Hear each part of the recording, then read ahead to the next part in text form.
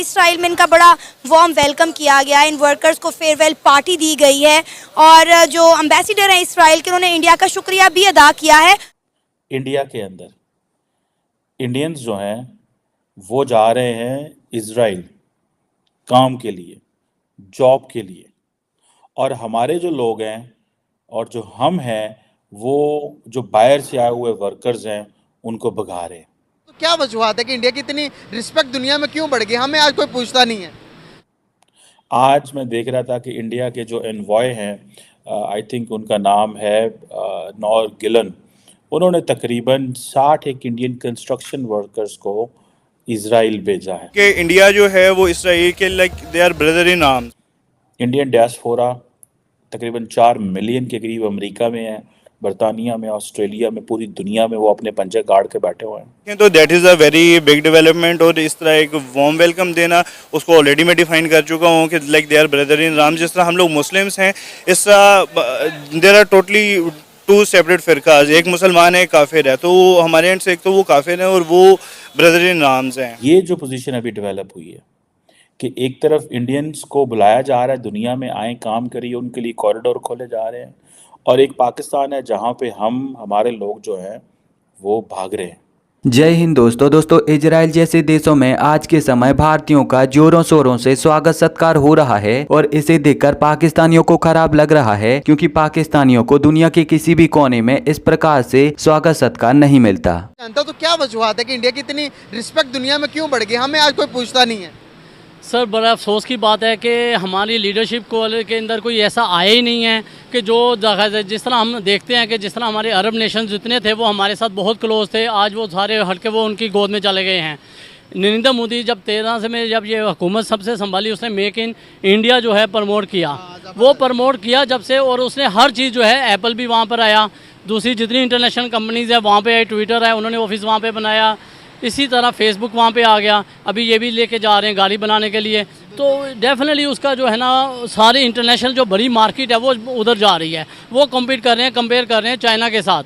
जबकि पाकिस्तान जो है ना बिल्कुल आहिस्ता आहिस्ता अपनी मन घरत के जो इकोनॉमी के ऊपर, अपनी जो पॉलिटिक्स के ऊपर जो है वो उसके ऊपर ही फोकस कर रहे हैं, और उसी के ऊपर लड़ाई झगड़ा चल रहा है. उसके ऊपर जो है ना आवाम पिस रही है, मुल्क पीछे चला गया. मैं मिसाल देना चाहता हूँ कि 1950 जब 52 ईयर्स पहले बांग्लादेश जो है उनकी इकोनॉमी जो थी हमारे से, उधर जो एक बंदा इकोनॉमी जो डेली वेजेस पे कमा रहा था वो $20. अब दरअसल आज से कुछ समय पहले भारत सरकार और इजराइल की सरकार के बीच में एक एग्रीमेंट साइन हुआ था, जिसके तहत तकरीबन 1 लाख से ज्यादा स्किल्ड वर्कर इजराइल में काम करने के लिए जाएंगे. तो उन्हीं स्किल्ड वर्करों में से तकरीबन 60 लोग इजराइल पहुंच चुके हैं और इजराइल की तरफ से उनका बहुत ही ज्यादा भव्य स्वागत सत्कार किया जा रहा है. इतना ही नहीं, इजरायलियों की तरफ से उनको धन्यवाद भी कहा गया कि आप इजराइल में काम करने के लिए आए. अब इजराइल जैसे देशों में जहां पर भारतीयों को इतना ज्यादा आदर सम्मान दिया जा रहा है और उनको इतना ज्यादा प्यार दिया जा रहा है, तो वहीं पर कुछ देश ऐसे भी हैं जो कि अपने देश में भारतीयों से काम तो करवाना चाहते हैं, लेकिन इस सब के बावजूद भी वो नस्ली भेदभाव करते हैं, और इनमें ताइवान और साउथ कोरिया जैसे देशों का नाम आता है. पिछले ही दिन ताइवान की लेबर मिनिस्टर ने भारतीयों को लेकर अपना कुछ इस प्रकार का नस्ली भेदभाव सबके सामने प्रस्तुत किया था, जिसकी वजह से ताइवान की सरकार को सबके सामने आकर भारत से माफी मांगनी पड़ी थी. अब इजराइल में आज के समय जो भारतीय नागरिकों को आदर सम्मान दिया जा रहा है, तो इससे आप इजरायली नागरिकों के संस्कार के बारे में भी पता कर सकते हो, और साथ ही साथ ये भी जान सकते हो कि भारत और इजराइल के संबंध कितने ज्यादा गहरे हैं. लेकिन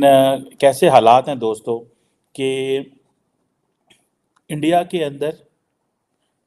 अंदर इंडियंस जो हैं वो जा रहे हैं इसराइल काम के लिए, जॉब के लिए, और हमारे जो लोग हैं और जो हम हैं वो जो बाहर से आए हुए वर्कर्स हैं उनको भगा रहे हैं.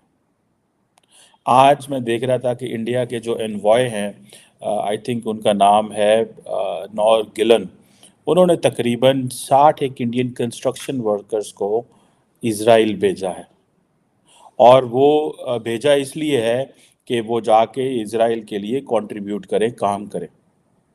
और हमारी पोजीशन ये है कि यहाँ पे चाइनीज़ भी भागते हैं, यहाँ पे श्रीलंकन भी भागते हैं, डिस्पाइट द फैक्ट कि इसराइल के अंदर हमास और इसराइल की जंग हो रही है. جو پیلسٹینین لیبرز جو تھی جتنی بھی تھی وہ ساری شٹ ڈاؤن ہو گئی، نکل گئی وہاں سے اور وہ چلی گئی بہت زیادہ. اب یہ ہے کہ انڈین جو ہیں وہ جا رہے ہیں وہاں پہ. سو انڈین لیبر پہلے مڈل ایسٹ میں چھائی ہوئی تھی.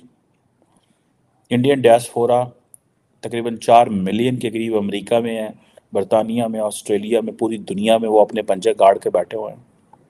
اور یہ جو پوزیشن ابھی ڈیولپ ہوئی ہے کہ ایک طرف انڈینز کو بلایا جا رہا ہے دنیا میں آئیں کام کریے، ان کے لیے کوریڈور کھولے جا رہے ہیں، اور ایک پاکستان ہے جہاں پہ ہمارے لوگ جو ہیں وہ بھاگ رہے ہیں.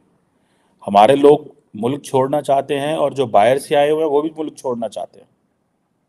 یہ جو چیز ہے یہ میں سمجھتا ہوں اس پہ ضرور بات بھی ہونی چاہیے کہ کیوں لوگ جو ہیں وہ پاکستان کو چھوڑنا چاہتے ہیں اور ہم نے ایسے کیا حالات پیدا کر دیے.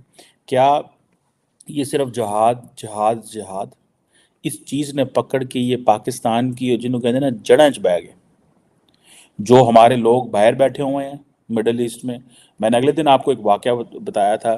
میں جانتا ہوں ان لوگوں کو کہ سعودی عرب کے اندر کچھ پاکستانی وہاں ورکر سے کام کرنے گئے ہوئے تھے اور ان کو کچھ لڑکیوں نے کہا، 1 یا 2 کسی مارکیٹ میں لڑکیاں کھڑی تھی، انہوں نے کہا کہ یہ ایک اسرائیل کا جھنڈا ہے، اس پہ ٹانگ مار دو یا جوتا مار دو یا کچھ اس طرح کرو، کک کر دو.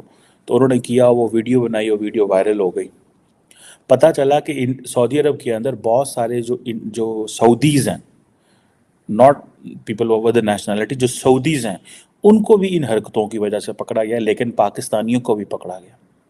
And then government of Saudi Arabia ان کو جو بھی وہاں پہ جو لیگل پیرامیٹرز ہیں ان کے تحت ڈیل کر رہے ہیں. کویسچن یہ ہے کہ ہمارے لوگ اتنے ریڈیکلائز کیوں ہیں. کویسچن یہ ہے کہ ہم لوگوں کو کیوں نہیں تعلیم دے سکے کہ بھائی آپ اگر دوسرے ملک جو ہو، امریکہ جاتے ہو، برطانیہ، امریکہ میں آپ کو پتہ ہے ایک ڈاکٹر صاحب تھے. یہ نہیں ہے کہ باقی لوگ بھی سارے ایسے ہیں. ایک آدھا وہ کیا کہتے ہیں، اتنی بڑے تالاب سے ایک آدھی گندی مچھلی نکل آتی ہے.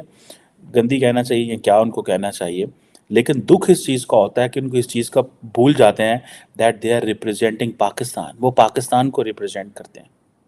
اور اس میں آپ دیکھیں کہ انتہائی افسوس کے ساتھ کہ اب جو چائنیز جو تھے، جو پاکستان کے بڑے دوست ہیں، جن کو دیکھیں چائنا پاکستان کو، اگر پاکستان کی ہم پولیٹیکل کلاس سے پوچھیں، ہم پاکستان کے ڈپلومیٹ سے پوچھیں، تو ہمیں یہ پتہ ہے کہ چلتا ہے کہ چائنا سے اچھا ہمارا کوئی دوست نہیں ہے.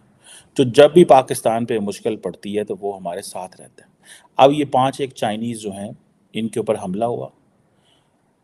جس دن حملہ ہوا ہمارے پرائم منسٹر، ہمارے انٹیریئر منسٹر، ہمارے پریزیڈنٹ چائنیز امبیسی کی سوری کیا، کہا آئندہ ایسا نہیں ہوگا.